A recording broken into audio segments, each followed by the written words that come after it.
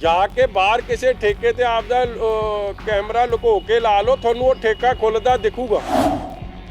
Illegal cell of शराब, duplicate cell of शराब शरेआम चल रही है। और जेडे अफसर फड़दे SDM रोपड़ ने केस फड़िया, ਉਹਦਾ ਕੀ निकलिया निचोड़ कड्डो परचे ਦਾ ਜ਼ੀਰੋ। ਆ ਹੁੱਕਾ ਪਾर्टी शराब पार्टी ਜਿਹੜੀ ਰਾਜਪੁਰੇ ਚੱਲਦੀ ਸੀ, ਜਿਹਦੇ ਕਰਕੇ ਬੜੇ ਕੋਵਿਡ ਕੇਸਿਸ ਆਏ, ਉਹਦੀ ਅਸਲੀਅਤ 'ਚ ਤਾਂ ਗਿਆ ਹੀ ਕੋਈ ਨਹੀਂ। ਖੰਨੇ 'ਚ ਫੈਕਟਰੀ ਫੜੀ ਗਈ ਹੈ ਡੁਪਲੀਕੇਟ ਸ਼ਰਾਬ ਬਣਾਉਂਦਿਆਂ ਦੀ, ਕੀਤੇ ਕੱਲਾ 2-4 ਉੱਤੇ ਕਰਿੰਦਿਆਂ ਤੇ ਪਰਚਾ, ਥੱਲੇ ਚਲਾਉਂਦਾ ਕੀਦਾ ਸੀ, ਇਨਵੈਸਟਮੈਂਟ ਕੀਦੀ ਸੀ, फैक्ट्री की ने खड़ी की, ट्रांसपोर्ट को कौन करता सी, जीरो कार्बन। सो बड़ा क्लियर है कि अनऑफिशियली तौर पे सरकारी खजाने नूं चूना लाउण दा काम बड़ी तेजी नाल चल रहा। दिल्ली च राहुल गांधी रौला पा रहे कि DA दिओ, ते जिहड़ी कांग्रेस की कमेटी गठित है वो कह रही है पंजाब च फ्रीज कर दो। पंजाब के मुलाजमां नूं तां 18 तो नहीं मिलिया, 19 का नहीं मिलिया, 20 की तो गल ही बड़ी दूर दी है। उन्होंने ये गल स्पष्ट कही सी कि हरियाणे नालों साडी स्थिति बहुत बेहतर हो गई। सो अज मैं पंजाब सरकार नूं, खजाना मंत्री जी नूं ये याद कराउणा चाहुंदा कि जे तुहाडे हालात जिवें तुसीं कहे सी विधान सभा दे बजट इजलास च, बजट सैशन च, कि हरियाणे नालों तुहाडे हालात बहुत चंगे हो गए and the finances were back on track. मैं बेनती करदा कि जे हरियाणे ने अपने फ्रंट लाइन दे जेड़े सेवादार ने, चाहे वो सफाई कर्मचारी है, चाहे वो डॉक्टर है, चाहे वो नर्स है, चाहे वो ब्लड टेस्टिंग वाले ने, चाहे वो एंबूलेंस दे लोग ने, चाहे अज जेड़े मंडी च काम कर रहे ने, चाहे जेड़े पुलिस दे मुलाजम ने, फिर तुसी उन्हां दी तनख्वाहां दुगनी क्यों नहीं कर रहे? क्यों ये शिकायत आ रही ने? छोटी छोटी गल तो लैके शिकायत। डॉक्टर जेड़े दिन रात जेड़े इंटर्नस कर रहे हैं, जेड़े मैडिकल स्टूडेंट ने जेड़े इंटर्नस कर रहे, उन्हां दे स्टाइपेंड का रौला पै रहा है कि पंजाब च अज स्टाइपेंड सब तो घट है। ठीक है कि सरकार ने वधा के 15,000 किया, मगर मंगता सी गवर्नमेंट ऑफ इंडिया के पैटर्न ते 23,000 करो। ਜਿਹੜੇ ਅੱਜ ਸਭ ਤੋਂ ਅੱਗੇ ਹੋ ਕੇ ਲੜਾਈ ਲੜ ਰਹੇ ਹੋ ਮੈਡੀਕਲ ਇੰਟਰਨਸ, ਉਹਨਾਂ ਨਾਲ ਪੱਖਪਾਤੀ ਰਵੱਈਆ ਕਿਉਂ? ਅੱਜ ਸਮਾਂ ਇਨਕਰੇਜ ਕਰਨ ਦਾ, ਅੱਜ ਸਮਾਂ ਡਿਸਕਰੇਜ ਕਰਨ ਦਾ ਨਹੀਂ ਹੈ। ਮਗਰ ਅਫਸੋਸ ਦੀ ਗੱਲ ਹੈ ਕਿ ਸਰਕਾਰ ਨੂੰ ਇਹ ਗੱਲ ਨਹੀਂ ਸਮਝ ਆ ਰਹੀ। ਗਿਆਨ ਸਾਗਰ ਤੋਂ ਜਿਹੜੇ ਸਟੂਡੈਂਟਸ ਇਹਨਾਂ ਨੇ ਲੈ ਕੇ ਆਏ ਮੈਡੀਕਲ ਕਾਲਜ ਥੱਲੇ, ਉਹਨਾਂ ਦੀ ਇੰਟਰਨਸ ਨੂੰ 1 ਰੁਪਈਆ ਨਹੀਂ। ਜਦੋਂ ਆਪਦੀ ਛੋਟੇ ਛੋਟੇ ਬੱਚੇ 22-23 ਸਾਲ ਦੀ ਉਮਰ 'ਚ ਜ਼ਿੰਦਗੀ ਤੇ ਖੇਡ ਕੇ ਪੰਜਾਬ ਦੇ ਲਈ ਸੇਵਾ ਨਿਭਾ ਰਿਹਾ, ਦੇਸ਼ ਲਈ ਸੇਵਾ ਨਿਭਾ ਰਿਹਾ, ਤੇ ਪੱਖਪਾਤ ਕਿਉਂ? ਫਿਰ ਤੀਜੀ ਗੱਲ, ਮੈਡੀਕਲ ਕਾਲਜ 'ਚ ਅੱਜ ਸਭ ਤੋਂ ਵੱਡੀ ਲੋੜ ਜਿਹੜੀ ਅੱਜ ਤੋਂ 30 ਦਿਨ ਪਹਿਲਾਂ ਵੀ ਉਹੀ ਗੱਲ ਸੀ, ਅੱਜ 30 ਦਿਨਾਂ ਬਾਅਦ ਵੀ ਆਪਾਂ ਉੱਥੇ ਹੀ ਖਲੋਤੇ ਹਾਂ ਕਿ ਜਿਹੜੀ PPE kits, personal protective equipment, वो क्यों नहीं मुहैया कराई जा रही? जे कराई जा रही है तो यह जी क्वालिटी दी जिहड़ी डॉक्टर्स ने पाउण तो मना करता है, ਉਹਦੇ वास्ते अज तक क्यों नहीं किसी के खिलाफ कार्रवाई? वो पैसे कित्थे गए? खुरत-पुरत क्यों होए? गलत ऑर्डर किहने दिता? जिहड़ी कंपनी रैकगनाइज नहीं सी उहनूं ऑर्डर किवें चले गया? और यही कारण बन रहा है कि अज देखो ये थोड़े वास्ते, मेरे वास्ते, सब वास्ते बड़ा चिंता का विषय बन रहा है कि पंजाब ते हरियाणा, फिर मैं बार बार अज हरियाणे नाल ही कंपैरिजन कर रहा क्योंकि सरकार भी ने यह कंपैरिजन शुरू किया सी आपदे वित्ती हालातां नूं लैके। हरियाणे ते पंजाब च बराबर केस ने, उत्थे भी 300 के नेड़े तेड़े, इत्थे 330 है, उत्थे 320 यह जी कुछ केस है, मगर उत्थे death only 1% mortality rate, death rate. Punjab दा डेथ रेट देश च सब तो हाई ऑलमोस्ट 6%, जिहड़ा नैशनल एवरेज है डेथ रेट का कल्ला 3%। ते सुभाविक है ये गल्लां इस गल वल पॉइंट करदियां ने कि मैडिकल फैसिलिटी च ऑल इज़ नॉट वैल। और ये बड़ा जरूरी है कि ਜਿਹੜੀ ਤੁਸੀਂ ਇਹ ਪਤਾ ਕਰਾਓ कि टोटल वेंटिलेटर सरकार कोल केवल ते केवल 110 ने सरकारी, प्राइवेट कोई 250 ने, ਉਹਨਾਂ ਚੋਂ ਵੀ कई नहीं चलते। जे कोई वेंटिलेटर वालियां एंबूलेंसां सरकार कोल किन्नियां सी जिद्दन महामारी का काम शुरू होया ते आ 30 दिनां च इन्हां ने किन्नियां नवीं लाइयां। तुसीं हैरान हो जाओगे कि जिहड़ी सब तो वड्डी लोड़ है ऑक्सीजन की लोड़ है, और वो बेसिक इंफ्रास्ट्रक्चर पिछले 30 दिनां च सरकार उहनूं सही तरीके नाल नहीं अपग्रेड कर सकी है, चैनलाइज कर सकी है। इसे कारण करके ਅੱਜ ਡੈਥ ਰੇਟ ਪੰਜਾਬ ਦਾ ਬੜਾ ਹਾਈ। ਔਰ ਵੱਡੀ ਗੱਲ ਫਿਰ ਮੈਂ ਹਰਿਆਣੇ ਨਾਲ ਕੰਪੈਰੀਜ਼ਨ ਕਰਾਂ, ਅੱਜ ਅਖਬਾਰਾਂ 'ਚ ਵੀ ਉਹ ਸੁਰਖੀ ਬਣੀ ਹੈ ਕਿ ਹਰਿਆਣੇ ਦੀ 22-23 ਹਜ਼ਾਰ ਟੈਸਟਿੰਗ ਕਰ ਲਈ ਔਰ ਪੰਜਾਬ 'ਚ ਉਹ ਫਿਰ ਟੈਸਟਿੰਗ ਘੱਟ ਹੈ। ਜੇ ਤੁਸੀਂ ਟੈਸਟਿੰਗ ਹੀ ਘੱਟ ਕਰੋਗੇ ਤੇ ਫਿਰ ਸੁਭਾਵਿਕ ਹੈ ਕਿ ਤੁਹਾਨੂੰ ਇਹ ਸਿੰਪਟੋਮੈਟਿਕ ਕੇਸਿਸ ਜਿਹੜੇ ਵੇਖਣ ਨੂੰ ਸਹੀ ਲੱਗਦੇ ਨੇ ਮਗਰ ਕੋਵਿਡ ਪੋਜ਼ਿਟਿਵ ਨੇ, ਉਹਨਾਂ ਦਾ ਪਤਾ ਕਿੱਥੋਂ ਲਗਾਉਂਗੇ। ਔਰ ਹੌਲੀ ਹੌਲੀ ਜਿਵੇਂ ਜਲੰਧਰ 'ਚ ਸਥਿਤੀ ਆਊਟ ਆਫ ਹੈਂਡ ਹੋ ਗਈ ਹੈ, ਕਈ ਜ਼ਿਲ੍ਹਿਆਂ 'ਚ ਸਥਿਤੀ ਆਊਟ ਆਫ ਹੈਂਡ ਹੋ ਸਕਦੀ ਹੈ। ਕਹਿਣ ਦਾ ਭਾਵ ਕਿ ਸਰਕਾਰ ਸੁੱਤੀ ਪਈ ਹੈ, ਜੋ ਉਹਨਾਂ ਦੀ ਜ਼ਿੰਮੇਵਾਰੀ ਬਣਦੀ ਹੈ ਨਹੀਂ ਬਣ ਰਹੀ। ਔਰ ਮੈਨੂੰ ਦੁੱਖ ਦੀ ਗੱਲ ਇਹ ਹੈ ਕਿ ਇਹ ਜੇ ਸਮੇਂ 'ਚ ਮੈਂ ਤੁਹਾਨੂੰ ਉਹ WhatsApp ਵਿਖਾਉਣਾ, ਮੁਲਾਜ਼ਮਾਂ ਨੂੰ ਇਨਕਰੇਜ ਤਾਂ ਕੀ ਕਰਨਾ ਸੀ। ਮੈਂ ਇਹ ਗੱਲ ਪਤਾ ਕਰਾ ਰਿਹਾ, ਤੁਸੀਂ ਹੈਰਾਨ ਹੋਵੋਗੇ ਸੁਣ ਕੇ ਕਿ ਪਹਿਲਾਂ ਤਾਂ ਪ੍ਰੋਫੈਸ਼ਨਲ ਟੈਕਸ ਲਾਇਆ, ਹਰ ਮੁਲਾਜ਼ਮ ਕੋਲੋਂ ਪ੍ਰੋਫੈਸ਼ਨਲ ਕੋਲੋਂ 2400 ਰੁਪਈਏ ਕੱਟਣੇ ਸ਼ੁਰੂ ਕੀਤੇ। ਹੁਣ ਮੈਨੂੰ ਪਤਾ ਲੱਗਿਆ ਕਿ 750 ਰੁਪਈਆ ਕੋਵਿਡ ਫੰਡ ਦੇ ਨਾਂ ਤੇ ਇਹਨਾਂ ਨੇ ਮੁਲਾਜ਼ਮ ਦਾ ਕੱਟਣਾ ਸ਼ੁਰੂ ਕੀਤਾ। ਮੇਰੇ ਕੋਲ ਇੱਕ WhatsApp ਆਇਆ ਜਿਹੜਾ ਮੈਂ ਤੁਹਾਡੇ ਨਾਲ ਸ਼ੇਅਰ ਕਰ ਦਿੰਦਾ, ਤੁਹਾਨੂੰ ਭੇਜ ਵੀ ਦਊਂਗਾ। ਬੇਸਿਕ ਪੇ ਅਗਲੇ ਦੀ ਹੈ ਜੀ 11,500, ਸਾਰਾ ਕੁਝ ਜੋੜ ਕੇ ਉਹਦੀ ਗ੍ਰੋਸ ਪੇ ਬਣਦੀ ਹੈ 46,933। ਅੱਗੇ ਡਿਡਕਸ਼ਨਸ CM ਕੋਵਿਡ ਰਿਲੀਫ ਫੰਡ 750 ਰੁਪਈਆ। ਪਹਿਲਾਂ ਤੁਸੀਂ ਪ੍ਰੋਫੈਸ਼ਨਲ ਟੈਕਸ ਦੇ ਨਾਂ ਤੇ ਕੱਟੋ, ਫਿਰ ਕੋਵਿਡ ਰਿਲੀਫ ਫੰਡ ਦੇ ਨਾਂ ਤੇ ਅਗਲੇ ਦੇ ਪੈਸੇ ਕੱਟੋ। ਕੱਟੇ ਵੀ ਕਿਹਦੇ? ਜਿਹੜੇ ਫਰੰਟ ਲਾਈਨ ਵਾਰੀਅਰਸ ਨੇ।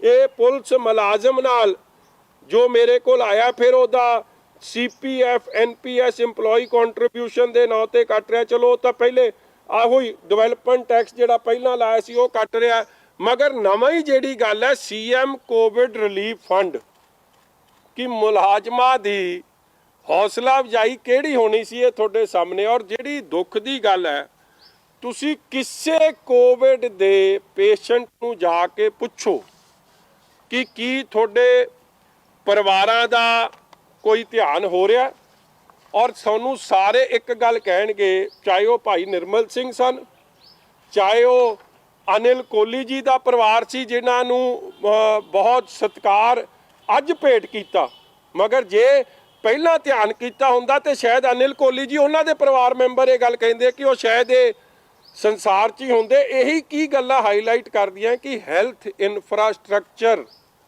ਹੈਲਥ ਪ੍ਰਤੀ ਜ਼ਿੰਮੇਵਾਰੀਆਂ ਸਰਕਾਰ ਸਹੀ ਤਰੀਕੇ ਨਾਲ ਨਹੀਂ ਨਿਭਾ ਰਹੀ। ਔਰ ਵੱਡੀ ਗੱਲ, ਜਿੰਨੇ ਵੀ ਕੱਲ੍ਹ ਦੀ ਉਹ ਵੀਡੀਓ ਵਿਖਾਈ ਯਾਰ, ਉਹ SDM ਨੂੰ ਜਿਹੜੀ ਇੱਕ ਆਈ ਸੀ ਕੱਲ੍ਹ ਵੀ, ਇੱਕ ਲੇਡੀ ਨੇ ਤੇ ਉਹਦੇ ਹਸਬੈਂਡ ਨੇ ਬਣਾਈ ਕਿ ਜਿਹੜਾ ਕੋਵਿਡ ਦਾ ਪੇਸ਼ੈਂਟ ਆ ਜਾਂਦਾ ਉਹਨੂੰ ਤਾਂ ਇੱਕ ਅਨਟੱਚੇਬਲ ਅਛੂਤ ਵਾਂਗੂ ਟਰੀਟ ਕੀਤਾ ਜਾ ਰਿਹਾ।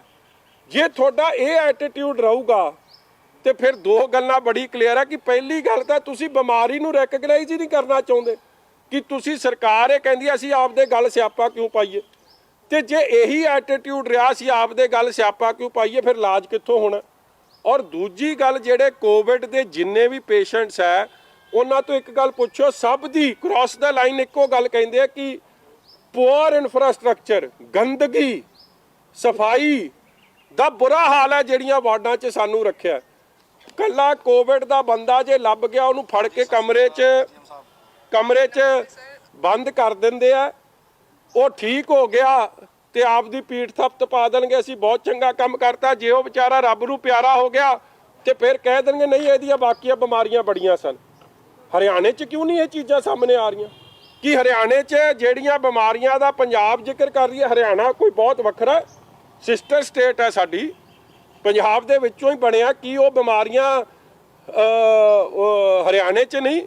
ਇਸ ਲਈ ਜਿਹੜਾ ਇਹ escapist ਐਟੀਟਿਊਡ ਹੈ, ਆਪਣੀ ਜ਼ਿੰਮੇਵਾਰੀ ਤੋਂ ਭੱਜ ਜਾਣਾ, ਹਰ ਗੱਲ ਕੋਵਿਡ ਦੇ ਪੇਸ਼ੈਂਟ ਦੇ ਸਿਰ ਤੇ, ਪੇਸ਼ੈਂਟ ਉਹਨਾਂ ਦੇ ਪਰਿਵਾਰਾਂ ਤੇ ਸਿਰ ਤੇ ਭੰਡ ਕੇ ਜਿਹੜਾ ਭੱਜ ਜਾਣਾ, ਆਪਣੀ ਜ਼ਿੰਮੇਵਾਰੀ ਨੂੰ ਨਹੀਂ ਸਮਝਣਾ।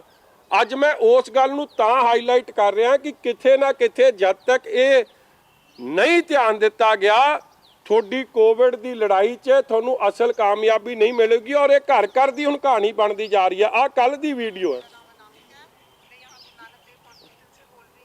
ਸਰ ਇਹਦੇ 'ਚ ਨਾ ਅੱਜ ਹੀ ਡਿਪਟੀ ਕਮਿਸ਼ਨਰ ਨੇ ਕਲੀਅਰ ਕੀਤਾ ਕਿ ਇਹ ਪਿਛਲੇ ਮਹੀਨੇ ਦੀ ਹੈ, ਇਹ ਲੇਟੈਸਟ ਨਹੀਂ ਹੈਗੀ, 1 ਮਹੀਨਾ ਪੁਰਾਣੀ, ਉਦੋਂ ਗੱਲਬਾਤ ਹੋ ਚੁੱਕੀ। ਠੀਕ ਹੈ, ਇੱਕ ਮੇਰੀ ਬੇਨਤੀ ਸੁਣੋ, ਮਹੀਨਾ ਪੁਰਾਣੀ, ਨਿਰਮਲ ਸਿੰਘ ਵੀ ਮਹੀਨਾ ਪੁਰਾਣਾ ਕੇਸ, ਮਗਰ ਸਾਰਾ ਕੁਝ ਲੈ ਦੇ ਕੇ ਗੁਰੂ ਨਾਨਕ ਦੇਵ ਮੈਡੀਕਲ ਕਾਲਜ ਦੇ ਇਰਦ ਗਿਰਦ ਆ ਕੇ ਗੱਲ ਰੁਕ ਰਹੀ ਹੈ। ਔਰ ਤੁਸੀਂ ਕਿਸੇ ਕੋਵਿਡ ਦੇ ਪੇਸ਼ੈਂਟ ਨਾਲ ਗੱਲ ਕਰ ਲਓ ਜੀ, ਕ੍ਰਾਸ ਦਾ ਬੋਰਡ ਮੈਂ ਕਹਿਣਾ, ਉਹ ਬਾਰ-ਬਾਰ ਇੱਕੋ ਗੱਲ ਕਹਿ ਰਹੇ ਆ ਕਿ ਸਾਨੂੰ ਕਮਰੇ 'ਚ ਬੰਦ ਕਰਨ ਦੀ ਜਗ੍ਹਾ। ਦੇਖੋ, ਕੋਵਿਡ ਦੀ ਲੜਾਈ ਵਾਸਤੇ ਜਿਹੜਾ ਬੰਦਾ ਅੱਗੇ ਡਿਪਰੈਸ਼ਨ 'ਚ ਆ, ਉਹਦੇ ਲਈ ਉਹਦੀ ਹੌਸਲਾ ਅਫਜ਼ਾਈ, ਸਾਈਕੀਆਟ੍ਰਿਕ ਹੈਲਪ, ਉਹ ਪਰਿਵਾਰ ਨਾਲ ਗੱਲ ਕਰ ਸਕੇ, ਉਹ ਗੁਰਬਾਣੀ ਸਰਵਨ ਕਰ ਸਕੇ। ਕੱਲਾ ਇੱਕ ਕਮਰੇ 'ਚ ਗੰਦੇ ਜੇ ਵਾਰਡ 'ਚ ਉਹਨੂੰ ਕੱਲਾ ਬੰਦ ਨਾ ਕਰ ਦੋ, ਉਹਦੀ ਮੈਂਟਲ ਹੈਲਥ ਵੱਲ ਵੀ ਧਿਆਨ ਦਿਓ ਕਿ ਉਹ ਤਗੜਾ ਹੋ ਕੇ, ਮਨੋਬਲ ਤਗੜਾ ਹੋ ਕੇ ਇਹ ਲੜਾਈ ਲੜ ਸਕੇ। ਔਰ ਇਹੀ ਕਾਰਨ ਹੈ ਕਿ ਪੰਜਾਬ ਦੀ ਜਿਹੜੀ ਕੋਵਿਡ ਰਿਲੇਟਡ ਡੈਥਸ ਨੇ, ਇਹ ਬੜਾ ਅਲਾਰਮਿੰਗ ਗੱਲ ਹੈ ਕਿ ਸਭ ਤੋਂ ਹਾਈ ਹੈ। ਕਿ ਇਸ ਗੱਲ ਵੱਲ ਅੱਜ ਤੱਕ ਕੋਈ ਫੈਕਟ ਫਾਈਂਡਿੰਗ ਰਿਪੋਰਟ ਆਈ, ਕੋਈ ਧਿਆਨ ਦਿੱਤਾ ਕਿਸੇ ਨੇ? ਕੋਈ ਚਾਰਾ ਨਹੀਂ ਸਿਵਾਏ ਪੇਸ਼ੈਂਟਸ ਨੂੰ ਬਲੇਮ ਕਰਨ ਦਾ। ਇੱਕ ਐਟੀਟਿਊਡ ਤੁਸੀਂ ਕਹ ਟੈਸਟਿੰਗ ਦੇ ਵਿੱਚ ਬਹੁਤ ਢਿੱਲ ਵਰਤੀ ਜਾ ਰਹੀ ਹੈ, ਪਰ ਸਰਕਾਰ ਕਹਿ ਰਹੀ ਅਸੀਂ ਸਕਰੀਨਿੰਗ ਕਰ ਰਹੇ ਹਾਂ। ਕੀ ਤੁਹਾਡੇ ਆਪਣੇ ਹਲਕੇ 'ਚ ਅੱਜ ਤੱਕ ਕਿਸੇ ਪਿੰਡ ਜਾਂ ਕਿਸੇ ਸ਼ਹਿਰ ਕਸਬੇ ਦੇ ਵਿੱਚ ਕੋਈ ਸਕਰੀਨਿੰਗ ਦੀ ਐਸੀ ਤੁਹਾਨੂੰ ਲੱਗਾ ਵੀ ਹੋ ਰਹੀ ਹੈ ਸਰਕਾਰ? ਚਲੋ ਮੈਂ ਕਹਿੰਦਾ ਰਾਜੀਵ ਜੀ, ਦੂਰ ਨਾ ਜਾਓ, ਤੁਸੀਂ ਸਾਰਾ ਦਿਨ ਫੀਲਡ 'ਚ ਫਿਰਨ ਵਾਲੇ ਲੋਕ ਹੋ, ਤੁਹਾਡੀ ਕਿਸੇ ਦੀ ਸਕਰੀਨਿੰਗ ਹੋਈ? ਇਸੇ ਤੋਂ ਹੀ ਜਵਾਬ ਆ ਜਾਊਗਾ। ਪਿੰਡ ਤਾਂ ਬਹੁਤ ਵੱਡਾ ਹੈ ਜੀ, 2 ਕਰੋੜ 70 ਲੱਖ ਆਬਾਦੀ ਦੀ ਗੱਲ ਨਾ ਕਰੋ। ਮੈਂ ਕਹਿੰਦਾ ਚੁਣੇ ਹੋਏ ਜਿਹੜਾ ਚੌਥਾ ਥੰਬ ਹੈ, ਜਿਹੜਾ ਹਰ ਤੁਸੀਂ ਗੱਲ ਦੀ ਕਵਰੇਜ ਦੇ ਰਹੇ ਹੋ, ਸਰਕਾਰ ਨੂੰ ਜਗਾਉਣ ਦੀ ਕੋਸ਼ਿਸ਼ ਕਰ ਰਹੇ ਹੋ, ਫੀਡਬੈਕ ਦੇ ਰਹੇ ਹੋ, ਤੁਸੀਂ ਫਰੰਟ ਲਾਈਨ ਦੇ ਵਾਰੀਅਰਸ ਹੋ, ਕਿ ਤੁਹਾਡੀ ਕਿਸੇ ਨੇ ਕੀਤੀ? ਇਸੇ ਤੋਂ ਜਵਾਬ ਮਿਲ ਜੂਗਾ ਕਿ ਇਹ ਸਭ ਕਾਗਜ਼ਾਂ ਤੇ ਕਾਰਵਾਈ ਹੈ। ਜੇ ਹੁੰਦੀ, ਮੈਂ ਸਿੰਪਲ ਗੱਲ ਦੱਸਾਂ, ਅੱਜ ਆ ਤਰਨ ਦੇ ਕੇਸ ਆ ਗਏ, ਕੀ ਸਿਸਟਮ ਕੀ ਫੋਲੋ ਹੁੰਦਾ? ਸਿਸਟਮ ਇਹੀ ਫੋਲੋ ਹੁੰਦਾ ਕਿ ਜਿਹੜਾ ਕੋਈ ਬਾਹਰੋਂ ਆਵੇ, ਹੀ ਹੈਜ਼ ਟੂ ਬੀ ਟੈਸਟਡ। ਜੇ ਉਹ ਪੋਜ਼ਿਟਿਵ ਪਾਇਆ ਜਾਂਦਾ ਹੈ ਐਂਡ ਉਹਦੇ ਹਾਲਾਤ ਜਾੜੇ ਚੰਗੇ ਨਹੀਂ, ਉਹਨੂੰ ਆਪਦੀ ਆਈਸੋਲੇਸ਼ਨ ਵਾਰਡ 'ਚ ਪਾਓ। ਜੇ ਨਹੀਂ ਤੇ ਉਹਨੂੰ ਘਰੇ ਭੇਜੋ ਔਰ ਉਹਨੂੰ ਕਹੋ ਕਿ 15 ਦਿਨ ਤੋਂ 14 ਦਿਨ ਘਰ 'ਚ ਰਹਿਣਾ। ਕਿਉਂ ਨਹੀਂ ਫੋਲੋ ਹੋਇਆ ਉਹ ਬੇਸਿਕ ਸਿਸਟਮ? ਔਰ ਇਹੀ ਕਾਰਨ ਹੈ ਕਿ ਤਰਨ ਜਿਹੜਾ ਇੱਕ 0 ਕੋਵਿਡ ਕੇਸ ਸੀ, ਅੱਜ ਉੱਥੇ ਗਿਣਤੀ ਵੱਧ ਗਈ ਔਰ ਉਹ ਕਿੱਥੇ ਕਿੱਥੇ ਜਾ ਆਏ ਹੈ। ਹੁਣ ਗਲਤੀ ਉਹਨਾਂ ਦੀ ਕੱਢਣਗੇ, ਉਹਨਾਂ ਦੀ ਵਿਚਾਰਿਆਂ ਦੀ ਕੀ ਗਲਤੀ ਹੈ? ਕਾਨੂੰਨ ਕਿਹੜਾ ਕਿਵੇਂ ਲਾਗੂ ਹੋਣਾ, ਡੂਜ਼ ਐਂਡ ਡੋਂਟਸ। ਜੇ ਡੂਜ਼ ਐਂਡ ਡੋਂਟਸ ਸਹੀ ਤਰੀਕੇ ਨਾਲ ਸਰਕਾਰ ਨਹੀਂ ਫੋਲੋ ਕਰੂਗੀ, ਫਿਰ ਤੁਸੀਂ ਕੋਵਿਡ 'ਚ ਕਦੇ ਇਹਨੂੰ ਕਾਬੂ ਨਹੀਂ ਪਾ ਸਕਦੇ। ਹੁਣ ਉਹ ਕੀ ਕਰ ਰਹੀ ਹੈ ਜੀ ਕੇਰਲਾ ਦੀ ਸਰਕਾਰ? ਕੇਰਲਾ 'ਚ ਨੰਬਰ ਆਫ ਕੇਸਿਸ 500 ਜਾਂ 600 ਹੈ, ਡੈਥਸ ਕਿੰਨੀਆਂ? 2 ਜਾਂ 4। ਕੀ ਕਾਰਨ ਹੈ? ਕਿ ਇੱਕ ਸਿਸਟਮ ਦੀ ਬਰੀਕੀ ਤੇ ਜਾ ਕੇ, ਆਪਣੇ ਤਾਂ ਹੈਲਥ ਮਿਨਿਸਟਰ ਨੇ ਲਾਤਾ ਸੀ ਨਾ ਆਪਦੇ ਘਰ ਤੇ ਬਾਹਰ ਕਿ ਮੈਂ ਤਾਂ ਕੁਆਰੰਟਾਈਨ 'ਚ ਚਲੇ, ਮੇਰੇ ਘਰ ਆਇਓ ਨਾ, 30 ਤਰੀਕ ਤੱਕ ਮੈਂ ਕਿਸੇ ਨੂੰ ਮਿਲਣਾ ਨਹੀਂ। ਤੇ ਉੱਥੋਂ ਦਾ ਹੈਲਥ ਮਿਨਿਸਟਰ ਹਰ ਏਰੀਏ ਨੂੰ ਪਰਸਨਲੀ ਵਿਜ਼ਿਟ ਕਰਕੇ ਡਾਕਟਰ ਦੀ ਹੌਸਲਾ ਅਫਜ਼ਾਈ ਤੋਂ, ਫਰੰਟ ਲਾਈਨ ਦੀ ਹੌਸਲਾ ਅਫਜ਼ਾਈ ਤੋਂ, ਕੋਵਿਡ ਦੇ ਪੇਸ਼ੈਂਟ ਤੋਂ ਹੌਸਲਾ ਅਫਜ਼ਾਈ ਤੋਂ ਇੱਕ ਚੀਜ਼ ਤੇ ਬਰੀਕੀ ਧਿਆਨ ਦੇ ਰਿਹਾ। ਇਹੀ ਕਾਰਨ ਹੈ ਕਿ ਗਰਾਊਂਡ ਜ਼ੀਰੋ ਤੇ ਆਓ ਤੇ ਗਰਾਊਂਡ ਜ਼ੀਰੋ ਦੀ ਮੁਸੀਬਤਾਂ ਸਮਝਦੇ ਹੋਏ, ਗਰਾਊਂਡ ਜ਼ੀਰੋ ਦੇ ਵਾਰੀਅਰਸ ਦੀ ਪ੍ਰੋਬਲਮ, ਗਰਾਊਂਡ ਜ਼ੀਰੋ ਦੇ ਕੋਵਿਡ ਦੀ ਪ੍ਰੋਬਲਮ ਸਾਰੀਆਂ ਨੂੰ ਸਮਝ ਕੇ ਉਹਨਾਂ ਨੂੰ ਹੱਲ ਕਰਨ ਦਾ ਕੰਮ ਕਰੋ। ਔਰ ਮੈਂ ਅਗਲੀ ਗੱਲ ਤੁਹਾਨੂੰ ਜਿਹੜਾ ਦੱਸਦਾ, ਜਿਹਦਾ ਮੈਨੂੰ ਦੁੱਖ ਹੈ, ਕੈਪਟਨ ਸਾਹਿਬ ਬਾਰ-ਬਾਰ ਕਹਿੰਦੇ ਆ ਜੀ ਕਿ ਲਿਕਰ ਵੈਂਡ ਸ਼ੁਰੂ ਹੋਣੇ ਚਾਹੀਦੇ। ਅੱਜ ਅਸਲੀਅਤ ਕੀ ਹੈ ਕਿ ਰਾਜਪੁਰੇ ਦਾ ਜਿਹੜਾ ਬਹੁ ਚਰਚਿਤ ਕੇਸ ਹੈ, ਤੁਸੀਂ ਉਹਦੀ ਥੱਲੇ ਤੱਕ ਪੜਤਾਲ ਕਰੋ ਤੇ ਹੁੱਕਾ ਪਾਰਟੀ ਇੱਕ ਚੱਲਦੀ ਸੀ।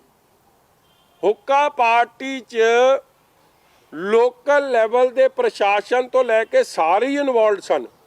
ਅੱਜ ਤੱਕ ਕੀ ਉਹਨਾਂ ਦੀ ਕਾਰਵਾਈ ਹੋਈ? ਕੋਈ ਸੱਚਾਈ ਸਾਹਮਣੇ ਆਈ? ਇੱਕ ਤਾਂ ਰੈਵਨਿਊ ਲਾਸ, ਇੱਕ ਗਲਤ ਕੰਮ ਕਰਨਾ ਔਰ ਜ਼ੀਰੋ ਕਾਰਵਾਈ। ਸੇਮ ਚੀਜ਼ ਖੰਨੇ 'ਚ ਇਲੀਗਲ ਫੈਕਟਰੀ ਚੱਲਦੀ ਸੀ ਸ਼ਰਾਬ ਦੀ, ਉਸੇ ਖੰਨੇ 'ਚ ਜਿੱਥੋਂ SHO ਬਲਜਿੰਦਰ ਸਿੰਘ ਸੀ ਜਿਹਨੇ ਉਹ ਮਾੜੀ ਹਰਕਤ ਕੀਤੀ, ਕੀ ਕਾਰਵਾਈ ਹੋਈ ਉਹਦੇ 'ਚ? ਔਰ ਹਰ ਤਰੀਕੇ ਦੀ ਵਿਸਕੀ ਦੀ ਮੈਨੂਫੈਕਚਰਿੰਗ ਉੱਥੇ ਹੋ ਰਹੀ ਹੈ, ਮਗਰ ਉਹਦੇ 'ਚ ਕਾਰਵਾਈ ਕੋਈ ਨਹੀਂ। ਫਿਰ ਰੋਪੜ 'ਚ SDM ਤੇ ਤਹਿਸੀਲਦਾਰ DC SSP ਮੌਕੇ ਤੇ ਹਾਜ਼ਰ, ਸ਼ਰਾਬ ਦਾ ਠੇਕਾ ਖੋਲ੍ਹਿਆ। ਤੁਸੀਂ ਸਟੱਡੀ ਕਰ ਲਿਓ, ਮੈਂ ਤੁਹਾਨੂੰ ਕਹਿ ਰਿਹਾ, home delivery of liquor Congress ਦੀ ਪੈਟਰਨੇਜ ਥੱਲੇ, ਸਰਕਾਰ ਦੀ ਪੈਟਰਨੇਜ ਥੱਲੇ ਓਪਨਲੀ ਚੱਲ ਰਹੀ ਹੈ।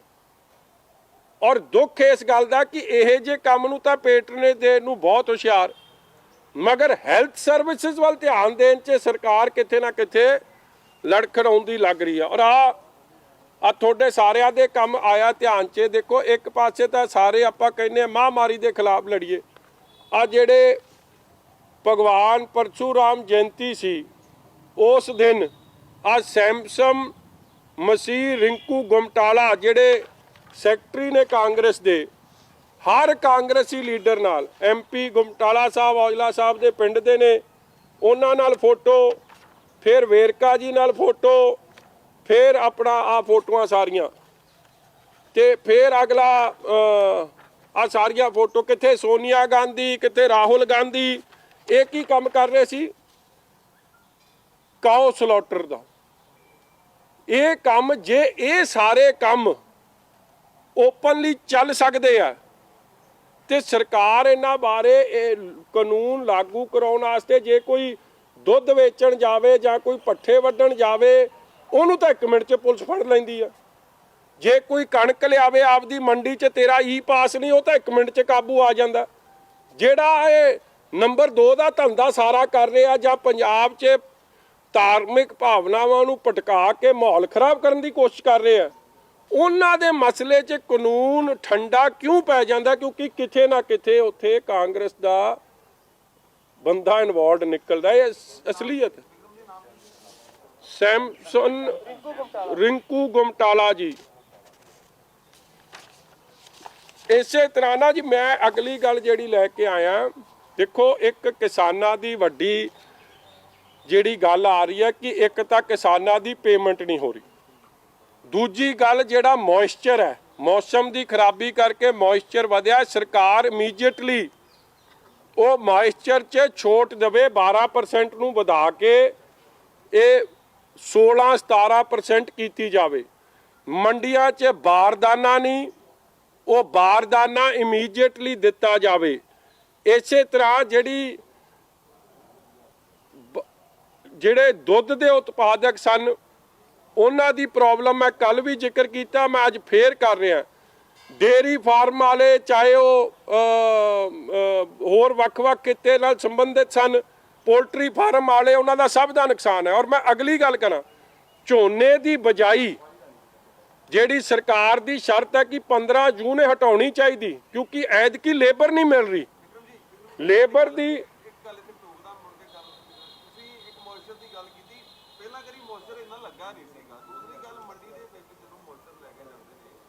ਬਾਹਰ ਮੋਇਸਚਰ ਹੋ ਜਾ ਰਿਹਾ, ਜੈਟਰੀ ਟਰਾਲੀ ਅੰਦਰ ਜਾ ਕੇ ਮੋਇਸਚਰ ਜਿਹੜਾ ਵਾ ਆੜਤੀ ਕਰਦਾ, ਜਾਂ ਉਹਦੀਆਂ ਟਰਾਲੀਆਂ ਅੰਦਰ ਉੱਤੇ 3 ਦਿਨ ਤੋਂ ਫਸੀਆਂ ਪਈਆਂ ਨੇ। ਮੋਇਸਚਰ ਦੀ ਕੰਡੀਸ਼ਨ ਪਹਿਲਾਂ ਕਲੀਅਰ ਕਰ ਦਿਓ। ਪਹਿਲਾਂ ਦੇਖੋ, ਮੋਇਸਚਰ ਦੀ ਮੈਂ ਇਸ ਲਈ ਗੱਲ ਕੀਤੀ ਆ ਜਿੰਨੇ ਇਹ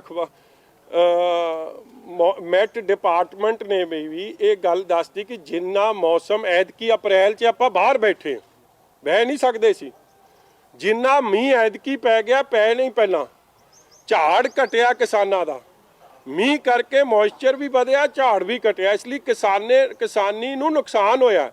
ਲੇਬਰ ਕਾਸਟ ਵੀ ਕਿਸਾਨਾਂ ਦੇ ਸਿਰ ਪੈ ਗਈ ਆ। ਕਦੇ ਉਹ ਝੋਨਾ ਲਿਆਉਂਦਾ, ਉਹਦਾ ਪਾਸ ਨਹੀਂ ਹੁੰਦਾ, ਵਾਪਸ ਲਿਆਉਂਦਾ, ਫਾਲਤੂ ਦੇ ਉਹਨੂੰ ਕਈ ਖਰਚੇ ਪੈ ਗਏ ਆ। ਇਸ ਲਈ ਇੱਕ ਤਾਂ ਕਿਸਾਨ ਨੂੰ ਬੋਨਸ, ਔਰ ਨਾਲ ਦੀ ਨਾਲ ਹੀ ਕਿਉਂਕਿ ਮੰਡੀ ਦੀ ਆਪ ਦੀ ਸਰਕਾਰ ਦੀ ਇੱਕ ਤਾਂ ਪ੍ਰਕਿਰਿਆ ਨਹੀਂ ਠੀਕ, ਬਾਰਦਾਨੇ ਦਾ ਅਰੇਂਜਮੈਂਟ ਨਹੀਂ, ਬਾਕੀ ਜਿਹੜਾ ਮੋਇਸਚਰ ਦਾ ਹੈ ਉਹਦੇ ਵਾਸਤੇ ਮੋਇਸਚਰ ਦਾ ਕੰਟੈਂਟ ਵਧਾਉਣ ਦੀ ਬੜੀ ਵੱਡੀ ਤੇ ਸਖਤ ਲੋੜ ਹੈ। ਦੂਜੀ ਗੱਲ ਦੇਖੋ, ਝੋਨੇ ਦਾ ਸੀਜ਼ਨ ਹੈ, ਪੰਜਾਬ ਫੂਡ ਗ੍ਰੇਨ ਹੈ, ਇਹ ਆਪਾਂ ਫੂਡ ਬੋਲ ਆ, ਇੱਥੋਂ ਸਾਰੇ ਦੇਸ਼ ਨੂੰ ਅੰਨਦਾਤਾ ਪੰਜਾਬ ਕੋ ਆਉਂਦਾ, ਮਗਰ ਉਹਦੇ ਲਈ ਇੱਕ ਤਾਂ ਲੇਬਰ ਹੈ ਨਹੀਂ, ਲੇਬਰ ਮਿਲੂ ਤੇ ਮਹਿੰਗੀ ਮਿਲੂ, ਇਕੱਠੀ ਮਿਲੂ ਨਹੀਂ। ਇਸ ਲਈ ਜਿਹੜਾ 15 ਜੂਨ ਦਾ ਅੱਜ ਸਾਡੇ ਸ਼੍ਰੋਮਣੀ ਅਕਾਲੀ ਦਲ ਦੇ ਵਿਧਾਨਕਾਰਾਂ ਦੀ ਸਾਡੀ ਮੀਟਿੰਗ ਹੋਈ ਆ, ਉਸ ਲਈ ਮੈਂ ਲੇਟ ਹੋ ਗਿਆ। ਉਹਨਾਂ ਨੇ ਸਭ ਨੇ ਸੁਜੈਸਟ ਕੀਤਾ ਕਿ 15 ਜੂਨ ਦੀ ਸ਼ਰਤ ਹਟਾਉਣੀ ਚਾਹੀਦੀ।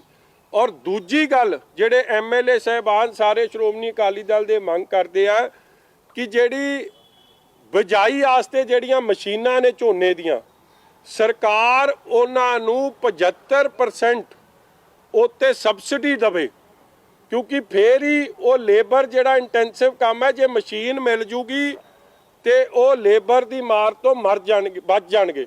ਔਰ ਦੂਜੀ ਗੱਲ ਜਿਹੜੀ ਆ ਵੱਡੀ ਕਿ ਮਸ਼ੀਨ ਇੱਕ ਤਾਂ 75% ਸਬਸਿਡੀ, ਜਿੱਥੇ ਕੋਆਪਰੇਟਿਵ ਸੁਸਾਇਟੀਆਂ ਨੇ ਉਹ ਪਿੰਡ ਦੇ ਕਲਸਟਰ 'ਚ ਮਸ਼ੀਨ ਪਹੁੰਚਾ ਕੇ ਉਹਦੀ ਇੱਕ ਲਿਸਟ ਪ੍ਰਿੰਟ ਆਊਟ ਹੋਵੇ ਕਿ ਫਲਾਣੀ ਦਿਨ ਮਸ਼ੀਨ ਇਹਨਾਂ ਪਿੰਡਾਂ ਵਾਸਤੇ ਹੋਊਗੀ ਅਵੇਲੇਬਲ, ਔਰ ਉਹ ਸਾਰਾ ਸਿਸਟਮ ਬਿਜਾਈ ਦਾ ਥੋੜੇ ਤਰੀਕੇ ਨਾਲ ਚੱਲ ਸਕੇ, ਸਹੀ ਢੰਗ ਨਾਲ ਹੋ ਸਕੇ। ਉਹਦੇ ਵਾਸਤੇ ਅਸੀਂ ਇੱਕ ਡਿਟੇਲਡ ਵੀ ਰਿਪੋਰਟ ਬਣਾ ਰਹੇ। ਇੱਕ ਤਾਂ ਬਿਜਲੀ ਦੀ ਅਨਇੰਟਰਪਟਡ ਸਪਲਾਈ 10 ਘੰਟੇ ਦੀ 12 ਘੰਟੇ ਦੀ ਵੀ ਦਿੱਤੀ ਜਾਵੇ, ਕਿਉਂਕਿ ਲੇਬਰ ਨਹੀਂ ਮਿਲਣੀ, ਕਿਸੇ ਨੂੰ ਕਿਸੇ ਦਿਨ ਲੱਭ ਜਾਣੀ, ਕਿਸੇ ਨੂੰ ਕਿਸੇ ਦਿਨ ਲੱਭ ਜਾਣੀ, ਬੜੀ ਵੱਡੀ ਪ੍ਰੋਬਲਮਸ ਆਉਣ ਲੱਗੀਆਂ ਨੇ। ਇਸ ਲਈ ਉਹ ਪ੍ਰੋਬਲਮਸ ਨੂੰ ਵੀ ਸਮਝਦੇ ਹੋਏ ਸਰਕਾਰ ਨੂੰ ਧਿਆਨ ਦੇਣਾ ਚਾਹੀਦਾ। ਮਸ਼ੀਨ ਵਾਲਾ ਥੋੜਾ ਕਲੀਅਰ ਕਰਿਓ ਕੀ ਤੁਸੀਂ ਕਿਹਾ ਮੰਗ ਕੀ? ਦੇਖੋ, ਇੱਕ ਮਸ਼ੀਨਾਂ ਨੇ ਝੋਨੇ ਦੀ ਬਿਜਾਈ ਵਾਸਤੇ ਮਸ਼ੀਨ ਆਉਂਦੀ ਸੀ, ਮਗਰ ਉਹ ਮਸ਼ੀਨ ਦਾ ਰੇਟ ਕਿੱਥੇ 5 ਲੱਖ ਹੈ, ਕੋਈ ਦੂਜੇ ਬਿਲਕੁਲ ਹੀ ਵਧੀਆ ਕੁਆਲਿਟੀ ਦੀ ਮਸ਼ੀਨ ਆ 14 ਲੱਖ ਦੀ ਆ। ਇਸ ਲਈ ਕੋਈ ਕਿਸਾਨ ਸਪੈਸ਼ਲੀ ਮਾਝੇ 'ਚ 2-4 ਵੱਡੇ ਕਿਸਾਨ ਤਾਂ ਲੈ ਲੈਣਗੇ, ਦੂਜੇ ਕਿਵੇਂ ਲੈਣਗੇ? ਉਹਦੇ 'ਚ 75% ਸਬਸਿਡੀ ਦੀ ਮੰਗ ਅਸੀਂ ਉਹਨਾਂ ਮਸ਼ੀਨਾਂ 'ਚ ਕੀਤੀ ਹੈ, ਝੋਨੇ ਦੀ ਬਿਜਾਈ ਵਾਸਤੇ ਜਿਹੜੀ ਮਸ਼ੀਨ ਹੁੰਦੀ। ਜਿਹੜੇ ਸ਼ਰਧਾਲੂ ਆਏ ਸੀਗੇ ਹਾਂਜੀ ਲੱਗਦਾ ਨਹੀਂ ਸੀ ਕਿ ਉਹਨਾਂ ਦੀ ਟੈਸਟਿੰਗ ਉੱਥੇ ਕਰ ਲੈਣੀ ਚਾਹੀਦੀ, ਕਿਉਂਕਿ ਅੱਜ ਕੱਲ੍ਹ ਦੇ ਰੈਪਿਡ ਟੈਸਟ ਹੁੰਦੇ ਨੇ, ਟਰੈਵਲ ਕਰਕੇ ਲਿਆਂਦਾ ਉਹ ਡਰਾਈਵਰ ਵੀ ਜਿਹੜਾ ਉਹ ਵੀ ਇਨਫੈਕਟਡ ਆਇਆ, ਉਸ ਤੋਂ ਬਾਅਦ ਲਗਾਤਾਰ ਹੋਰ ਨਾ ਨਹੀਂ, ਉਹ ਡਰਾਈਵਰ ਨੇ ਤਾਂ ਆਪਦੀ ਵੀਡੀਓ ਚੜਾਈ ਆ ਕਿ ਮੈਨੂੰ ਤਾਂ ਐਵੇਂ ਬਦਨਾਮ ਕਰੀ ਜਾਂਦੇ, ਮੇਰਾ ਤਾਂ ਕੋਈ ਟੈਸਟ ਹੀ ਨਹੀਂ ਹੋਇਆ। ਉਹੀ ਗੱਲ ਆ ਗਈ ਨਾ, ਟੈਸਟ ਹੀ ਨਹੀਂ ਹੋ ਰਿਹਾ ਤੇ ਤੁਹਾਨੂੰ ਕਿਵੇਂ ਪਤਾ? ਦੂਜੀ ਗੱਲ ਦੇਖੋ, ਮੈਂ ਇਹ ਪਹਿਲੇ ਦਿਨ ਵੀ ਗੱਲ ਕਹੀ ਸੀ ਕਿ ਮਹਾਰਾਸ਼ਟਰ 'ਚ ਕਾਂਗਰਸ ਦੀ ਸਹਿਯੋਗੀ ਸਰਕਾਰ ਹੈ, ਔਰ ਸ਼ਾਇਦ ਹੈਲਥ ਮਿਨਿਸਟਰ ਹੈ ਵੀ ਕਾਂਗਰਸ ਦੀ ਪਾਰਟੀ ਨਾਲ ਸੰਬੰਧਿਤ ਉੱਥੇ। ਔਰ ਸਾਡੇ ਸ਼ਰਧਾਲੂਆਂ ਨੇ ਵੀ ਨੰਦੇੜ ਸਾਹਿਬ 'ਚ ਇਹ ਗੱਲ ਉਠਾਈ ਸੀ ਕਿ ਜਿਵੇਂ ਨਿਜ਼ਾਮੁਦੀਨ 'ਚ ਕੇਸ ਹੋਏ ਔਰ ਮੁੜ ਕੇ ਇੱਕ ਭਾਈਚਾਰੇ ਨੂੰ ਜ਼ਿੰਮੇਵਾਰ ਠਹਿਰਾਉਣਾ ਸ਼ੁਰੂ ਕਰਤਾ। ਅਸੀਂ ਆਪ ਦੇ ਕੋਲੋਂ ਵੀਡੀਓ ਪਾ ਦੇ ਰਹੇ ਸੀ ਕਿ ਸਾਡੇ 4000 ਅਸੀਂ ਇੱਥੇ ਫਸੇ ਹਾਂ, ਸਾਡਾ ਕੋਈ ਟੈਸਟ ਨਹੀਂ ਹੋ ਰਿਹਾ। ਇੱਕ ਤੇ ਦੂਜੇ ਦੇ ਇੰਨੀ ਜ਼ਿਆਦੀ ਸੰਗਤ ਇੱਕ ਇੱਥੇ ਇਕੱਠੀ ਹੋਈ ਆ ਕਿ ਕਿਸੇ ਦਾ ਨੁਕਸਾਨ ਹੋ ਸਕਦਾ, ਸਾਡੇ ਸਭ ਦਾ ਨੁਕਸਾਨ। ਉਹਨਾਂ ਵਿਚਾਰਿਆਂ ਨੇ ਆਪ ਐਜ਼ ਰਿਸਪੌਂਸਿਬਲ ਸਿਟੀਜ਼ਨਸ ਆਪ ਦੀ ਗੱਲ ਉਠਾਈ, ਮਗਰ ਉੱਥੇ ਕੋਈ ਜਾ ਕੇ ਕਿਸੇ ਨੇ ਉਸ ਇਸ਼ੂ ਨੂੰ ਮਹੀਨਾ ਭਰ ਨਹੀਂ ਐਡਰੈਸ ਕੀਤਾ। ਹੁਣ ਉਹ ਉੱਥੋਂ ਚੱਲੇ, ਉਹਨਾਂ ਦਾ ਉੱਥੇ ਵੀ ਟੈਸਟ ਹੋਣਾ ਚਾਹੀਦਾ ਸੀ, ਔਰ ਇੱਥੇ ਆ ਕੇ ਵੀ ਜਿਹੜੀ ਮੈਂ ਗੱਲ ਪਹਿਲਾਂ ਵੀ ਕੀਤੀ ਸੀ, ਟੈਸਟ ਹੋ ਕੇ ਕੁਆਰੰਟਾਈਨ ਇਹਨਾਂ ਨੂੰ ਕਰਨਾ ਚਾਹੀਦਾ ਸੀ, ਮਗਰ ਨਹੀਂ ਹੋਇਆ। ਉਹਦੇ ਨਾਲ ਅੱਜ ਸਾਰਾ ਹੀ ਤਰਨਤਾਰਨ ਦਾ ਏਰੀਆ ਖਤਰੇ 'ਚ ਹੈ।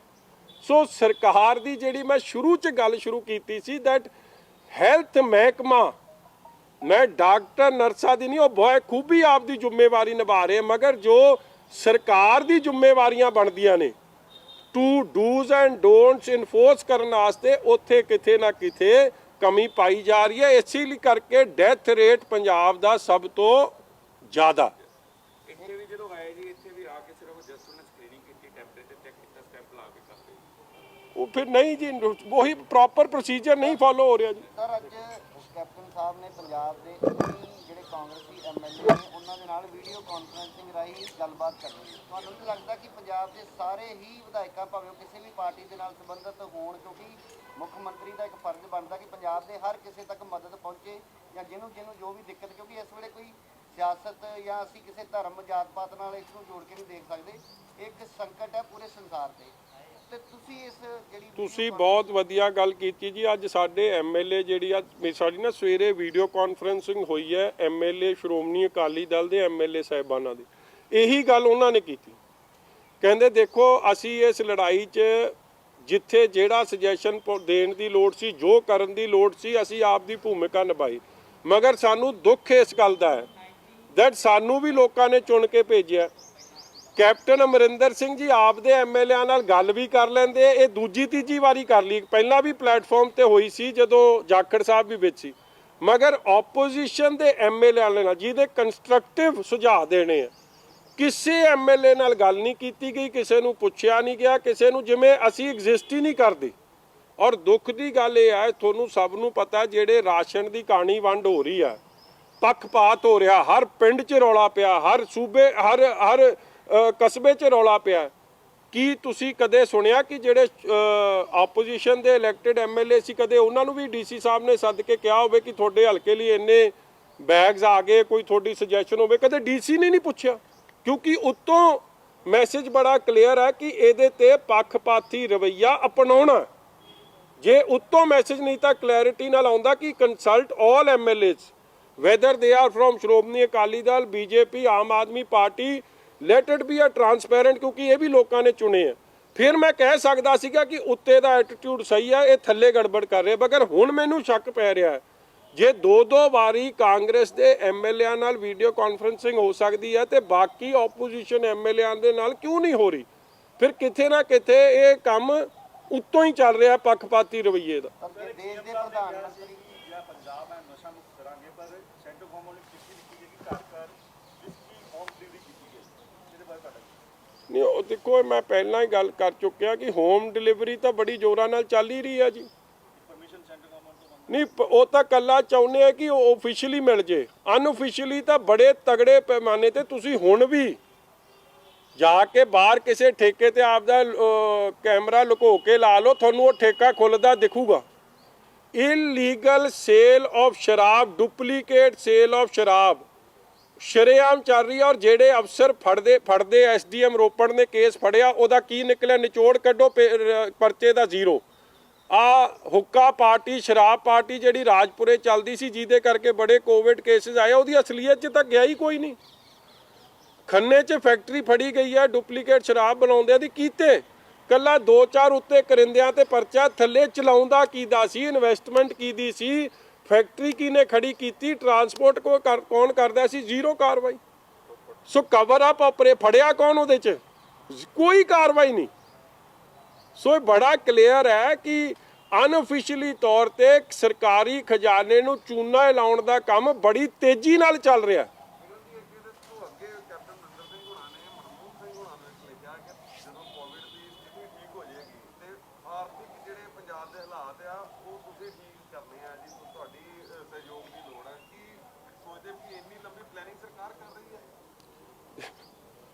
ਇਹਦੇ ਤਾਂ ਬੜੇ ਮੈਣੇ ਨਿਕਲਦੇ, ਇਹਦੇ ਤਾਂ ਇਹ ਮੈਣਾ ਵੀ ਨਿਕਲਦਾ ਕਿ ਖਜ਼ਾਨਾ ਮੰਤਰੀ ਕਿਸੇ ਕੰਮ ਦਾ ਨਹੀਂ।